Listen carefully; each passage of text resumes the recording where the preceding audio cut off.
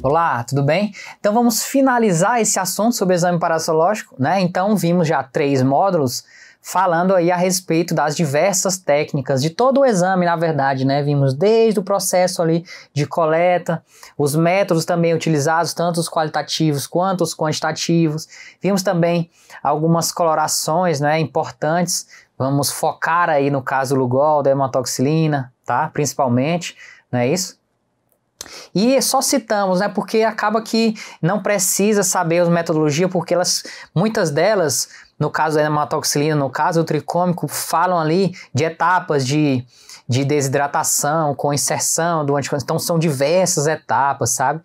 Então acaba que isso também não é importante, né, não é tão importante no caso de uma avaliação, tá? Então vamos focar no que é o principal aqui no caso, tá? Então agora, já que vimos tudo isso, vamos falar de alguns métodos específicos, que são os métodos de coprocultura, não é isso? E assim, falarmos a distinção entre esses principais métodos, tá? Então, vamos já começar aqui com o método de Harada e Mori, que é um método que faz o quê?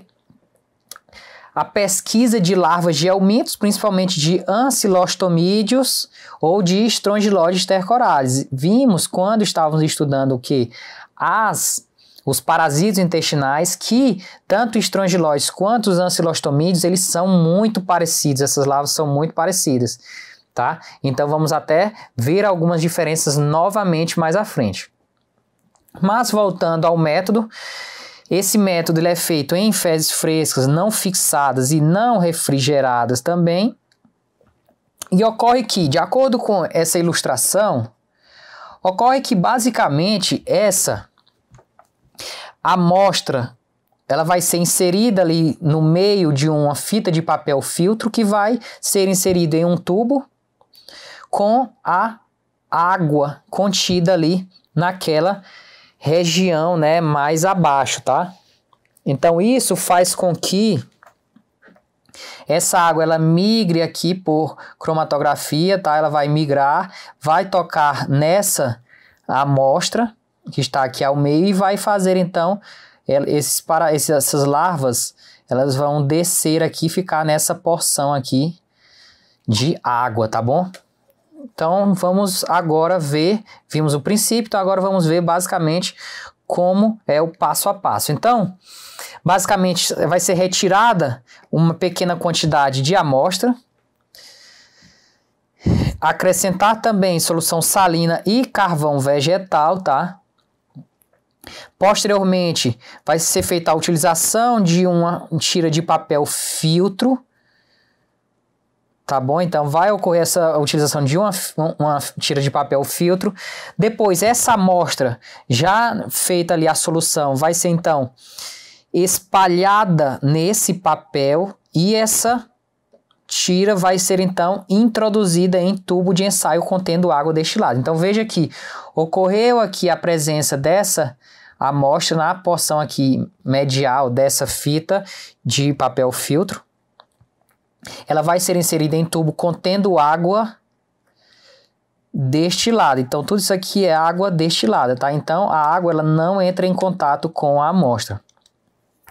Esse tubo vai ser tampado e vai ficar em repouso na vertical, temperatura ambiente 24 a 28 graus durante 10 a 14 dias. Então esse é o tempo mais que suficiente para que ocorra um aumento ali na chance de encontrar essas larvas, tá? Então esse material vai ser recolhido, né? Então esse material que está contido na água ele vai ser recolhido e vai ser examinado. E se for positivo, no caso, vai ser colocado em banho-maria por 15 minutos, né, para matar essas larvas e vai posteriormente ser analisado através da realização de centrifugação com a retirada daquele sedimento posteriormente, tá? Então, esse é o método de Harada, tá? Então, basicamente, utiliza papel filtro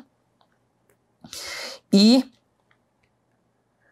água destilada na porção inferior e assim passa-se um tempo dentro desse tubo e posteriormente faz a identificação dessa água contida na porção ali inferior, tá? Então esse é o método principal aqui de coprocultura. Outro método, o método de Loss e Brumpt, no qual o método de Loss ele faz a utilização de carvão vegetal e o método de Brumpt faz o que? A utilização de papel filtro em placa de Petri, tá? Aquela plaquinha bastante conhecida, utilizada ali em microbiologia. É realizado para pesquisa de larvas de helmintos também, principalmente ancilostomídeos e estrongiloides também, tá? Então ocorre essa especificidade também no caso de ancilostomídeo e estrongiloides. Ele é realizado de modo que ocorre ali mistura de partes iguais de fezes, tá? E vermiculita ou carvão mineral ou vegetal, tá bom? De modo que eles são triturados, são misturados e ali é feita uma solução entre essa amostra e essa substância, vai ser umedecida.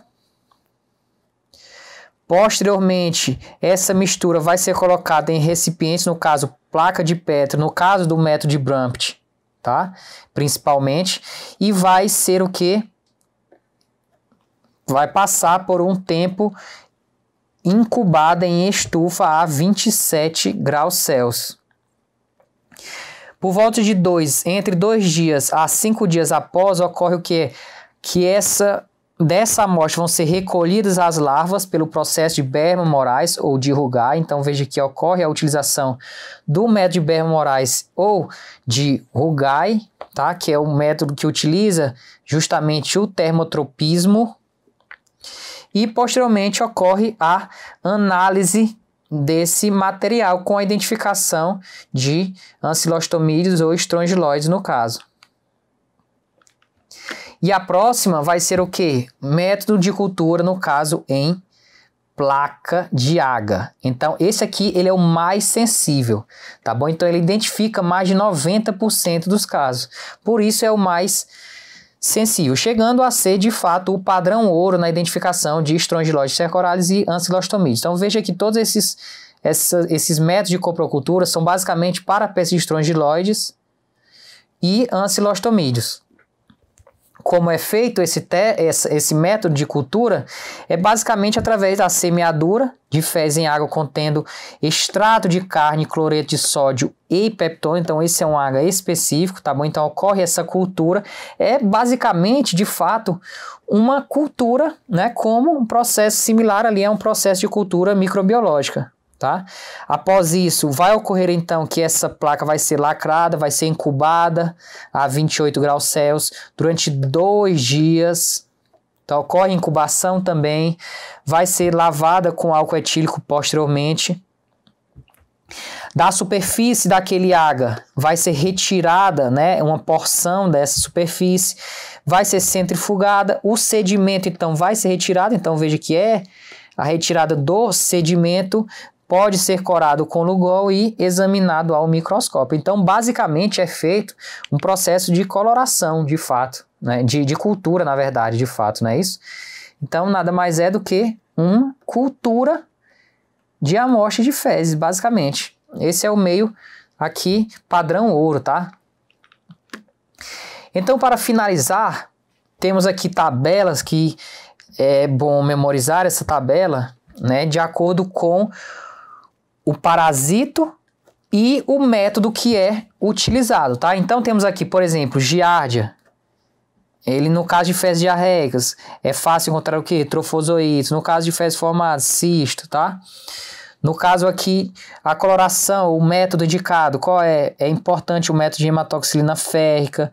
Pode ser utilizado o método direto, sedimentação espontânea ou centrifugação. Método de Faust também.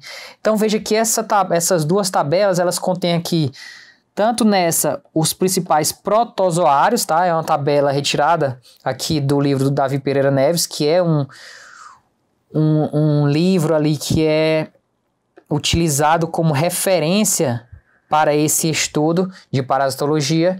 E a próxima aqui temos também relacionados a parasitos, no entanto, a helmintos, né? Então temos aqui Cistossoma, Taenia, Heminoleps e todos os outros helmintos.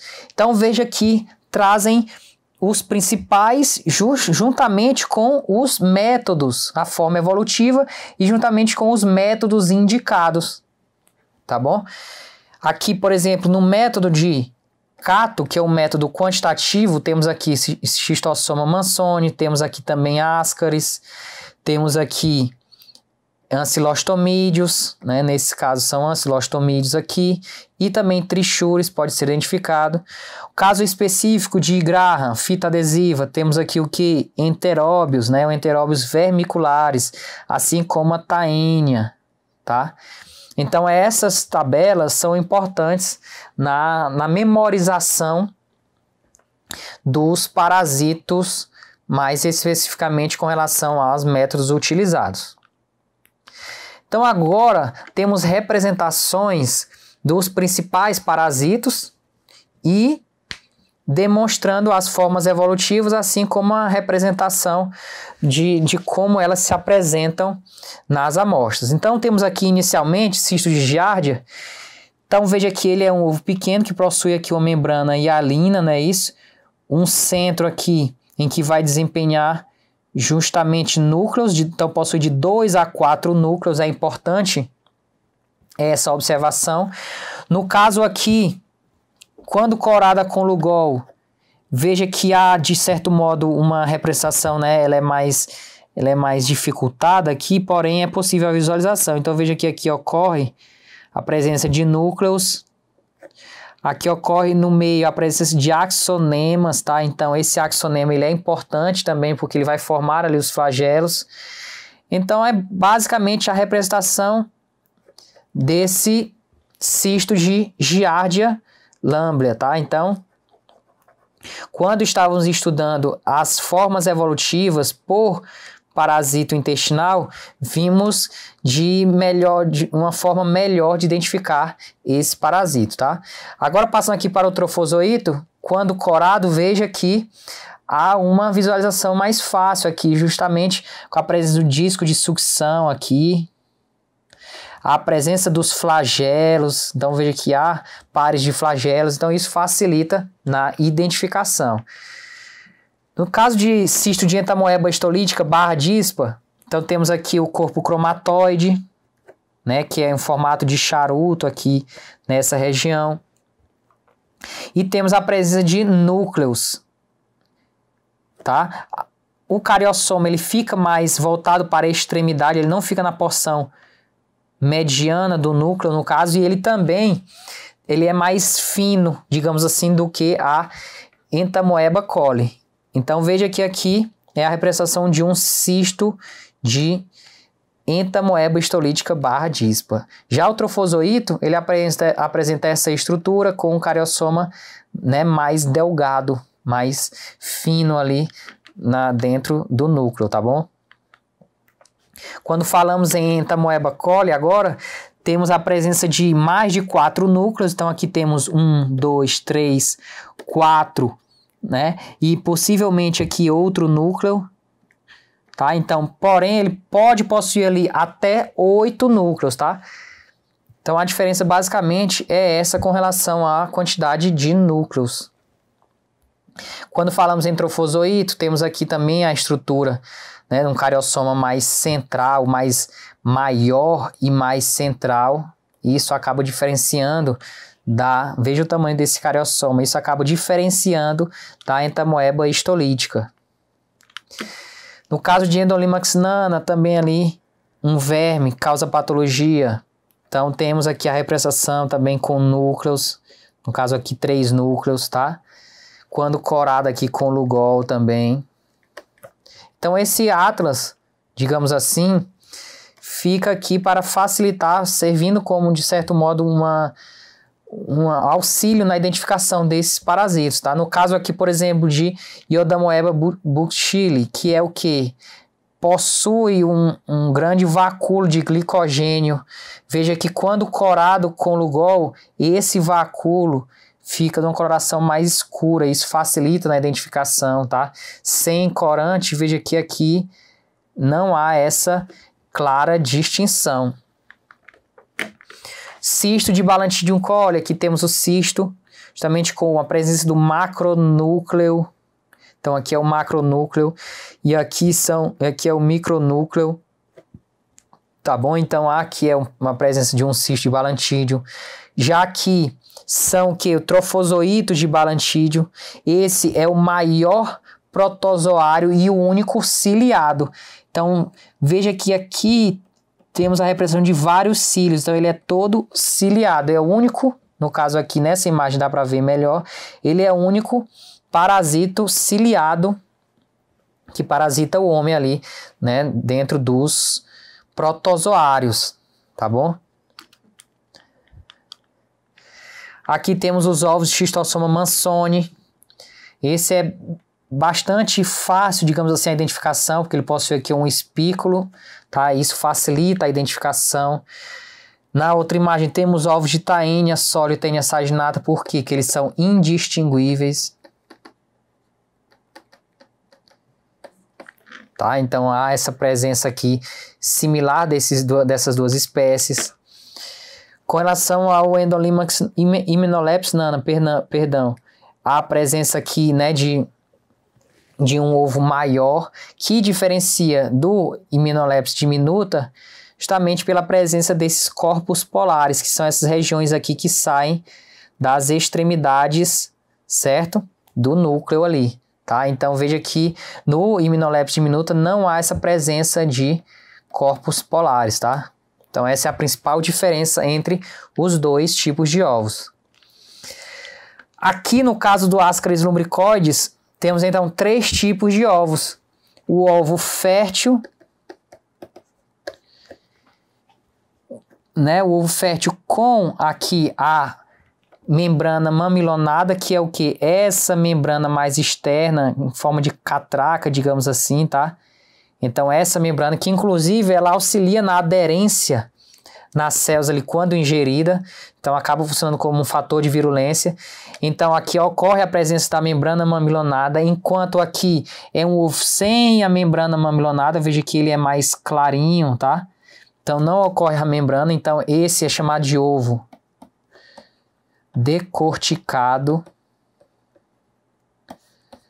tá bom? E aqui temos a presença de um ovo infértil.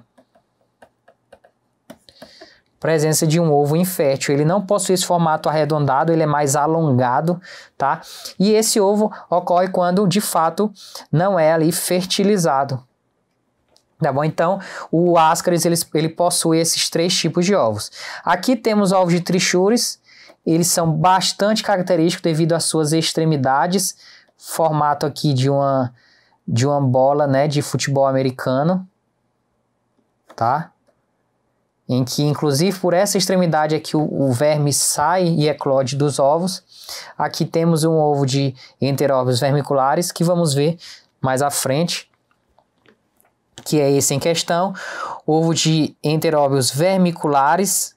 Então veja que ele possui, a característica principal dele é que ele possui um formato de D com um lado mais retilíneo, digamos assim, e o outro lado curvado, tá? Então essa é a principal característica do ovo de Enteróbios vermiculares, que ele possui um formato de um D, tá? Parecido com um D. Aqui é um verme adulto de Enteróbios vermiculares.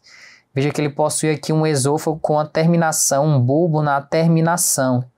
Isso é uma das principais características na identificação do Enteróbios vermiculares, do verme no caso, tá?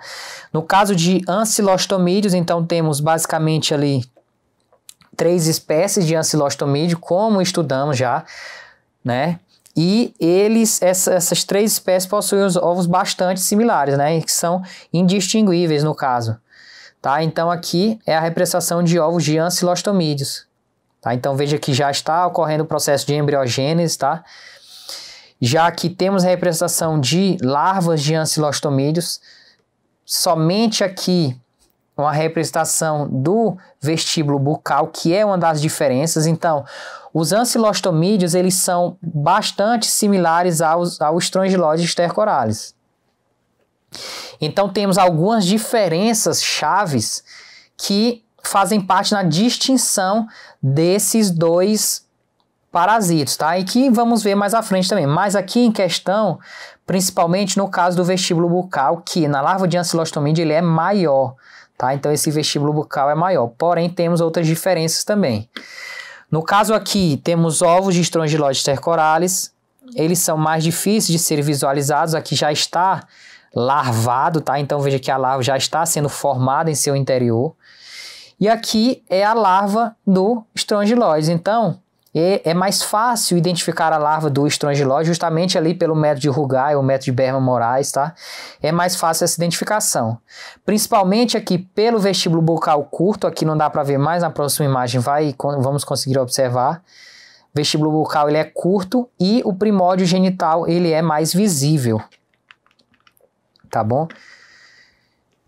Aqui no caso temos ovos de fasciola hepática, eles são mais difíceis a visualização também. Temos ocistos de Cryptoisóspora, Belli, que é no caso um coccídeo. Então veja que temos duas formas aqui, tá? Tanto com um núcleo quanto já com dois núcleos. E aqui temos a identificação entre os estrongiloides stercoralis e os ancilostomídeos. Então temos pequenas diferenças entre eles que auxiliam na identificação. Na larva filarioide, que é a larva infectante, temos que é uma larva mais fina. Com relação à larva de estrongiloides stercoralis, ele possui aqui uma cauda bifurcada. Então aqui é uma larva de estrongiloides stercoralis. Veja que a cauda ela é bifurcada, tá? Então essa é uma diferença entre a larva filarioide, enquanto o ancilostomídeo ela é afilada, ela é apenas afilada e não bifurcada, tá? Com relação à cutícula, existe somente uma no caso do estrongiloides stercoralis e no caso dos ancilostomídeos existem duas cutículas. E o que seria a cutícula? No caso, o verme, ele no caso de estrongiloides stercoralis, ele possui apenas uma membrana no caso, tá? Que é essa membrana aqui. Quando falamos de ancilostomídeos, por exemplo, ele possui duas cutículas que é então uma representação de uma membrana externa mais hialina. Então ele possui aqui uma cutícula nessa larva filarioide, que vai justamente ser perdida ali no processo de penetração no hospedeiro, tá? Então ele possui duas cutículas. Já com relação à larva rabditoide, que é a larva que sai do ovo, no caso, né, que é eclode do ovo, temos duas diferenças também entre as duas espécies. No caso do vestíbulo bucal, ele, no estrongiloides stercoralis, ele é curto. O vestíbulo bucal é a porção ali da porção externa até o início do esôfago. No caso do estrongiloides stercoralis, ele é curto, bastante curto, tá? Então veja aqui que ele possui apenas um pequeno tamanho aqui, sendo curto no caso, quando comparado com ancilostomídeos, que possui um vestíbulo bucal mais longo. E principalmente, aqui é mais visível no caso, é a presença do primórdio genital, que é essa porção aqui, né, relacionada ao processo de reprodução. O primórdio genital no estrongiloides stercoralis, ele é maior, veja que ele é bastante visível, tá? Ele é bastante visível ao microscópio. Isso é o principal, digamos assim, que faz a diferença entre essas duas espécies. Então, o primórdio genital no estrongiloides stercoralis ele é visível, enquanto nos ancilostomídeos não são visíveis, tá? Então, com isso, finalizamos nossas aulas sobre exame parasitológico. Lembrando que essa questão dessa identificação desses parasitos aqui no final da aula, com essas imagens, elas foram representação mais ampla, tá? De como esses parasitos são encontrados ali no material, né, na amostra em si, porém já haviam sido tratados também quando estávamos estudando os parasitos intestinais, tá? Então cada patologia ali, cada doença, ao final na fase de diagnóstico, estudamos como identificar, né, e as principais características desses parasitos, tá? Então, com isso, finalizamos aqui todo o processo de estudo dos exames parasitológicos, desde a coleta, os métodos utilizados, tanto coproculturas também, algumas colorações, e essa parte final com identificação que fica aqui no material para auxiliar nesse processo de estudo, tá? Então, eu espero que tenham entendido todo esse assunto, tenha gostado aqui dessas nossas aulas e eu espero vocês em uma próxima aula, em um próximo material em que podemos estar juntos novamente. Então, tchau e até uma próxima aula.